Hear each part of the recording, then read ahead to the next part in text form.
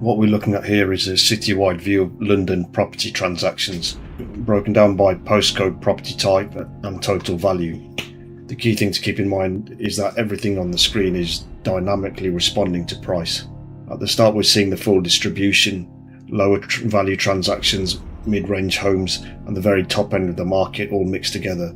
This gives us a sense of overall scale, London as a whole, but also hides some of the most interesting patterns. Some filters have already been set on this graph. We're only considering properties above the price of £500,000. The question is, what actually happens as we move up the price ladder? At the broadest level, the map shows a dense spread of transactions across Greater London. The circles are numerous, tightly packed and fairly uniform in size. This tells us two things straight away. First, the property activity is widespread. It's not just confined to a single borough or cluster. Second, when we include the full price range, volume dominates. Areas with lots of transactions naturally stand out, even if individual properties there aren't especially expensive. On the bar chart showing total price by postcode, we can see a steep drop-off. A small number of postcodes contribute disproportionately large total areas, followed by a long tail of many postcodes with lower cumulative values. This is classic London, concentration at the top and fragmentation as you move down the price scale. The property type averages reinforce the story. Flats sit lower, houses higher, but the gap isn't extreme yet. At this stage, the market still looks relatively mixed. Now, as the lower end of the price range is removed, something subtle but important starts to happen. The map begins to thin out. Entire outer areas lose presence, not because they don't exist, but because their transactions simply don't meet the price threshold anymore. What remains are pockets, fewer points but noticeably larger ones. This is the first signal that price is not evenly distributed spatially. The bar chart reshapes itself too. Some postcodes disappear completely while others barely move. That tells us those surviving postcodes aren't just expensive, they're consistently expensive. Their dominance isn't driven by volume alone, but by their value per transaction. At the same time, average prices by property type start to separate more clearly. Flats and terraced properties begin to fall away relative to detached and semi-detached homes. This is the early edge of the luxury market asserting itself. As we continue pushing higher, the transformation becomes unmistakable.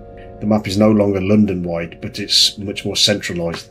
The remaining circles cluster tightly around central and west London. Their size is increasing dramatically, which tells us something critical. We're no longer seeing many transactions, we're seeing a few extremely valuable ones. This is where the geography of wealth becomes visible. Postcodes in Westminster, Kensington, Chelsea and surrounding areas now dominate almost entirely. These locations don't just survive the price filter, but they thrive under it. On the bar chart, the distribution steepens further. The top few postcodes pull away sharply, creating a visual cliff between the ultra-high value areas and everything else. This is not gradual inequality, it's exponential. And when we look at property types now, the hierarchy is clear.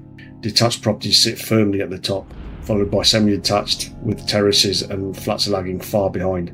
At this level, land and exclusivity matter far more than density. Pushing further into the high end, the data becomes almost surgical. The map now shows isolated points, not just clusters but individual hotspots. Each one represents a postcode, where even a small number of transactions can outweigh entire districts elsewhere. This tells us something profound about how value behaves at the top end of the market. Scarcity amplifies the impact. A single street or even building can rival whole neighbourhoods in total transaction value. The bar chart reflects this perfectly. Bars shorten rapidly as we move rightward, but the leading postcodes remain tall and stable. These are not occasional outliers, they are structurally high value zones. At the same time, the average price by property type compresses. The lower end categories don't just decline, but they almost vanish. At this tier, flats are no longer representative of the market. Houses dominate the definition of high value. As we reach the extreme upper range, what remains is effectively the luxury core of London. The map is sparse, deliberate and highly concentrated. Every visible point now represents exceptional value. There's no noise left, only signal. What's striking here is that proximity matters it more than ever. These postcodes aren't scattered randomly. They sit close together, reinforcing the idea that prestige compounds geographically. Value attracts value. On the bar chart, the long tail has almost disappeared. We're left with a short, powerful ranking, a leaderboard of London's most expensive postcodes by total transaction value. And by now, the property type averages tell a final story. Detached homes dominate unequivocally. This is the point where London stops behaving like a dense urban housing market and starts behaving like a collection of private estates. Stepping back, what this progression shows is not just price filtering, but its structural segmentation. At lower prices, London is broad, diverse and dense. At mid prices, it's clustered and competitive, but at the top it's exclusive, centralised and very sparse. Each visual reinforces the same narrative from a different angle. The map shows where value concentrates. The bar chart shows how sharply it concentrates. The property type averages show what kind of homes define each tier. And the slicer isn't just a filter, it's a lens. By moving through the price bands, we're effectively peeling back layers of the city, revealing how geography, property type and value interlock. This is why interactive analyses matter. Static charts would never tell this story, but when everything responds together, patterns emerge that are otherwise invisible.